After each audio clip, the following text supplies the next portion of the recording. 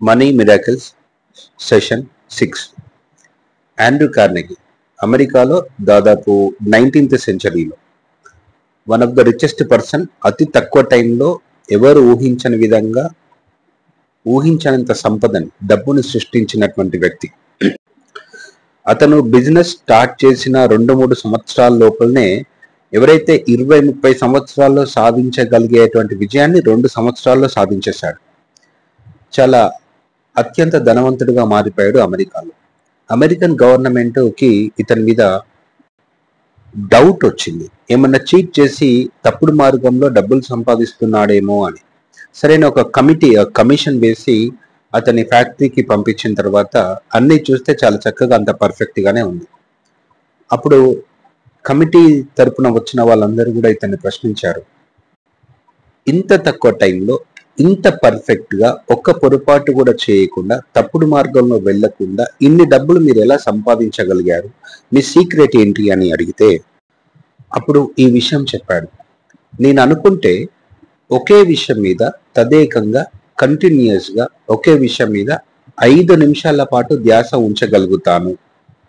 అలా డబ్బు మీద నేను కంప్లీట్ గా ధ్యాస ఉంచాను కాబట్టి అది నా లైఫ్ లోకి వస్తుంది అని చెప్పాడు. అదేమంత పెద్ద విషయం, 5 నిమిషాలే కదా అని అక్కడున్న ప్రతి ఒక్కరు కూడా ప్రయత్నించారు. 5 నిమిషాలు కాదు కదా, ఒక థాట్ ఇలా మనసులో అనుకోగానే కొన్ని సెకండ్లకే డీవియేట్ అయిపోయి వేరే ఆలోచనలు రావడం స్టార్ట్ అయింది. మనము మన మనసులో ఏ విషయానికి చోటిస్తామో బయట అదే మనం ఎక్స్పీరియన్స్ అవుతాం. ఎవరైతే మనసులో సంపద లేదా డబ్బు లేదా సమృద్ధి లాంటి గొప్ప విషయాలకి వాళ్ళ మనసులో చోటిస్తారో, వాటి మీద దృష్టి పెడతారో, సహజంగానే అవన్నీ వాళ్ళని వెతుక్కుంటూ వస్తూ ఉంటాయి. మనసులో ఎలాంటి విషయాలకి చోటిస్తామో బయట మనం దాన్ని ఎక్స్పీరియన్స్ అవుతాం. సో ఇప్పుడు దీన్ని ఆధారంగా చేసుకొని నేను ఒక ఎక్స్పీరియన్స్ మీకు ఒక ప్రాక్టీస్ ని నేను మీకు చెప్పబోతున్నాను. దానికంటే ముందు రెండో విషయం నేను ఎక్స్ప్లెయిన్ చేస్తాను. ఇతను అమెరికాలో సక్సెస్ఫుల్ పర్సన్ అయిన తర్వాత ఒక టీవీ వాళ్ళు అనుకుంటా ఇతన్ని ఇంటర్వ్యూ చేస్తున్నారు. మీరు ఇంత సక్సెస్ కావడానికి గల కారణం ఏంటి అని అడిగినప్పుడు అతను మరో విషయం కూడా చెప్పాడు. అండ్ మోర్ ఓవర్ ఇతను స్కాట్లాండ్ లో నుంచి అమెరికాకు వచ్చినటువంటి వ్యక్తి, పెద్దగా చదువు కూడా లేదు. వచ్చిన కొత్తలో వెరీ ఆడ్ జాబ్స్ అంటారు కదా, ఆడ్ జాబ్స్ అంటే చాలా తక్కువ స్థాయి పనులు చేసుకుంటూ తన జీవితాన్ని వెళ్ళదీసేవాడు.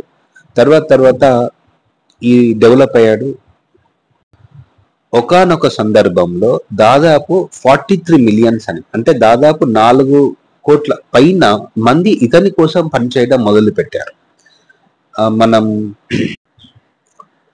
సెషన్ 3లో మాట్లాడుకున్నట్టు ప్రపంచమంతా కూడా మనం రిచ్ కావాలి అని మన కోసం పనిచేస్తున్నట్టుగా ఒక కంకణం కట్టుకున్నారు అన్న ఒక భావన ఉంది చూసారా, అది ఇక్కడ నిజమైంది.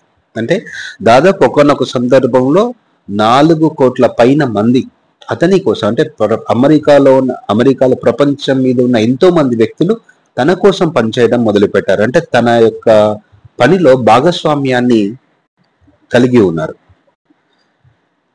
ఇంటర్వ్యూర్ అడిగారు, మీరు ఇంత సక్సెస్ కావడం గల కారణం ఏంటి అన్నప్పుడు అతను చెప్పిన మరో విషయం ఏంటంటే, దీనితో పాటుగా మనము బంగారాన్ని తీసేటప్పుడు 1 గ్రామ్ గోల్డ్ కోసం భూమిని తవ్వుతున్నప్పుడు 1 గ్రామ్ గోల్డ్ కోసం కొన్ని టన్నుల కొద్ది డస్ట్ ని పక్కన పెట్టాల్సి వస్తుంది. So I look for the gold, not for the dust. అలాగే ప్రతి ఒక్క వ్యక్తి లోపల కానీ, ప్రతి ఒక్క పరిస్థితిలో కానీ, ప్రతి ఒక్క వ్యక్తి లోపల మనం పైన చూస్తే ఎంతో డస్ట్, పనికిరానివి, నెగిటివ్ గా కనిపించచ్చేమో, కానీ I look for the gold, ఆ డస్ట్ మొత్తాన్ని పక్కకు పోనిస్తేనే లోపలున్న గోల్డ్ బయటికి వచ్చినట్టు. నేను ఏ వ్యక్తిని చూసినా కూడా ఇతనిలో ఉన్న ప్రత్యేకత ఏంటి, ఇతనిలో ఉన్న మంచిది ఏంటి, ఇతనిలో ఉన్నటువంటి స్పెషాలిటీ ఏంటి అనేది గ్రహించడం లేదా గమనించడం మొదలు పెడతాను. సో తద్వారా ఆటోమేటిక్ గా ఆ వ్యక్తిలో ఉన్నటువంటి ఆ స్కిల్ నా కోసం పనిచేయడం మొదలవుతుంది.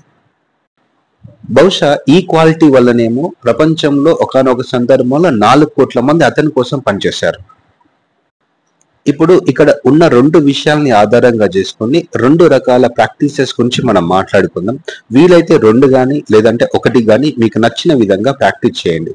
సో ఇంతకుముందు చెప్పినటువంటి వీడియోలో చెప్పినటువంటి విషయం ఉంది కదా, మనం 5th సెషన్లో చెప్పింది, మన దగ్గర సరిపడినంత డబ్బు ఉంది, ఆ డబ్బును ఏ రకంగా మీరు ఖర్చు చేస్తున్నారు, ఏమేమి కొన్నారు, అంతా ఖర్చు చేసిన తర్వాత మీరు కోరుకున్న ప్రతిదీ కూడా మీ సొంతం అయిపోయింది అనే భావన, అది ఒకటి.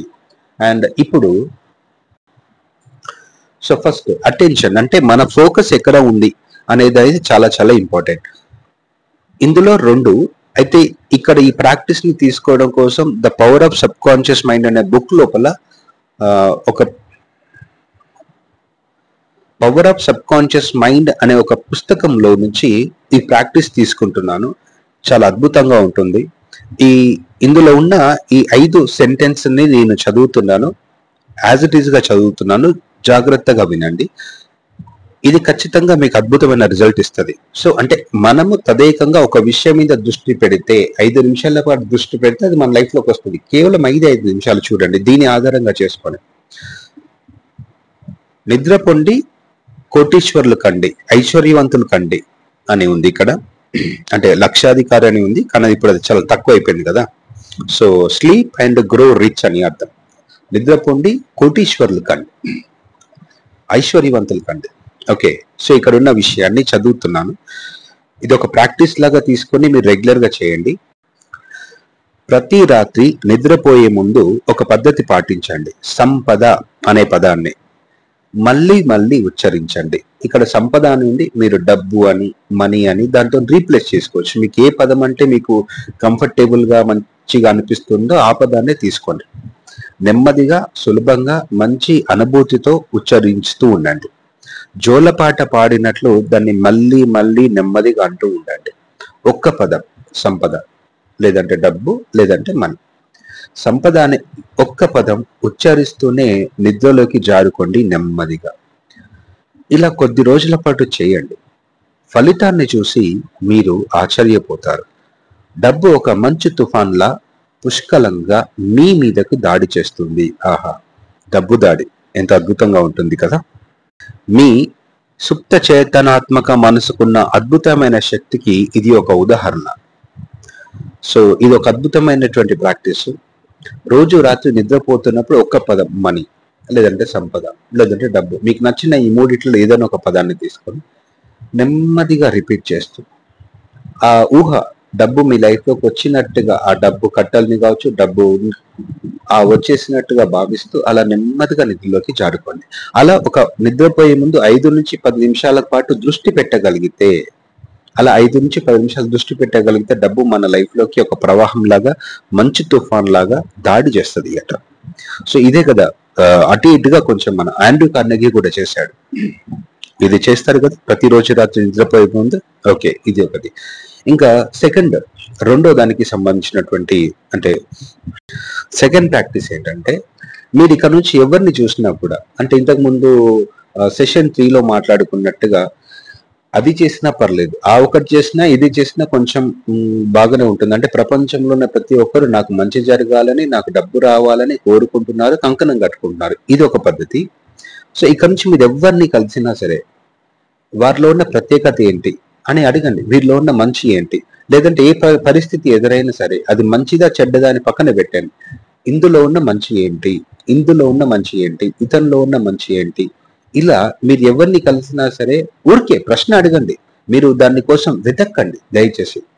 అతనిలో కూడా మంచి ఉంటుంది. అప్పుడు వెంటనే మీ చుట్టుపక్కల మీరు ఎవరిని చూసినా సరే ముందు మీకు డస్ట్ అంటే కొన్ని నెగటివ్స్ కనిపించచ్చు. Let go of those dust. ఎందుకంటే 1 గ్రామ్ గోల్డ్ కోసం టన్నుల కొద్ది బంగారాన్ని తవ్వుతాం. అక్కడ ఆండ్రూ కార్నెగీ చేసింది, ఎదుటి వ్యక్తిలో ఉన్న ఎన్నో లోపాలు, పొరపాట్లు ఉంటాయి, అవి నాకు అనవసరం, అవి నాకు ఏ రకంగా ఉపయోగపడదు. I focus on the gold, positive and talent. అది నాకు ఉపయోగపడడం మొదలు పెడుతుంది. మీరు ఎదుటి వ్యక్తిలో ఉన్న మంచిని గనక దృష్టి పెట్టడం మొదలు పెడితే, కేవలం ఊరికి ఇది సరదాగా చేయండి, దీనివల్ల డబ్బు వస్తుందా లేదా అనే విషయాన్ని పక్కన పెట్టండి, బట్ ఇది మనలో ఒక మంచి గుణంగా మారిపోయి, ఇలా చేసే ఈ ప్రాక్టీస్ అనండి, లేదంటే ఈ గుణం అనండి, ఏదో ఒక రోజు మన జీవితానికి అద్భుతంగా పనికొస్తుంది. దయచేసి ఇతరులో ఉన్న చిన్న చిన్న పొరపాట్లని లేదంటే లోపాలని పెద్దగా చేసి మాట్లాడి అనవసరంగా మీరు సమస్యలు తెచ్చుకోకండి, ఇతరుల దృష్టిలో విలన్ కాకండి. ఎందుకంటే మనం మనుషులం అన్న తర్వాత ఏవో చిన్న చిన్న పొరపాట్లు లోపాలు జరుగుతూ ఉంటాయి. కానీ మన అహంకారం ఏం చేస్తుంది అంటే ఎదుటి వాళ్ళలో ఉన్న లోపాలని ఎక్కువగా చేస్తూ మనం ఏదో మంచోళ్ళం అన్నట్టుగా లోపల ఒక రాక్షసమైనటువంటి ఆనందాన్ని పొందుతూ ఉంటాం. ఇది ఖచ్చితంగా ఈ రకమైనటువంటి మనస్తత్వం మన జీవితానికి అడ్డంకిగా మారుతుంది. ఎదుటి వ్యక్తి ఎలాంటి వ్యక్తి అయినా సరే ఏదో ఒక మంచి ఉంటుంది కదా, పరిస్థితి ఎలాంటిదైనా సరే ప్రశ్న అడుగుతూ వెళ్ళండి. వీలైతే 2 లేదంటే 1 సరదాగా అలా ట్రై చేస్తూ వెళ్ళండి. కొద్ది రోజుల పాటు చేస్తూ ఉండండి, 1 రోజులు కాకుండా. ఇంతకుముందు చెప్పిన వీడియోలలో కూడా ఎన్నో ప్రాక్టీస్ మెథడ్స్ ఇవ్వడం జరుగుతుంది కదా, ప్రతి దాన్ని 2-3 రోజులు ట్రై చేస్తూ ఉండండి. ఏదైతే మీకు బాగా కనెక్ట్ అవుతుందో అది ఒక 30 డేస్ పాటు రెగ్యులర్ గా చేస్తూ ఉండండి. 1 కాకపోతే 2 మీకు నచ్చినవి అలా క్యాజువల్ గా చేస్తూ ఉండండి. చివరిగా మీ అందరికీ ఒక విషయం చెప్తున్నాను. Very very special thanks. యాక్చువల్గా నేను ఇది చేస్తున్నప్పుడు ఇంతమంది చూస్తారు, ఇంత మంచిగా కామెంట్స్ వస్తాయి, ఇంత బాగా రెస్పాండ్ అవుతారని నేను అస్సలు అనుకోలేదండి. ఏదో క్యాజువల్గా ఇలా పెడుతున్నాను, but I'm really very happy and thank you so much everyone. ఎవరైతే కమెంట్ చేస్తున్నారో వాళ్ళందరికీ కూడా పేరు పేరున థ్యాంక్ యూ వెరీ మచ్. ఎందుకంటే కమెంట్ చేసిన ప్రతి ఒక్కరికి రెస్పాన్స్ ఇవ్వడం వీలు కాకపోవచ్చు. నేను ఎప్పుడైతే చూసానో అప్పుడు కొంతవరకు రెస్పాండ్ ఇస్తూ ఉంటాను. అందరికీ రెస్పాండ్ ఇవ్వడం సాధ్యం కాకపోవచ్చు. బట్ ఎవరైతే కామెంట్ చేస్తారో, ఎవరైతే ఈ మాటల్ని వింటున్నారో, ఎవరైతే వాళ్ళ మీ హృదయంలోకి స్వీకరిస్తున్నారో వాళ్ళందరికీ కూడా thank you very much. I love you so much.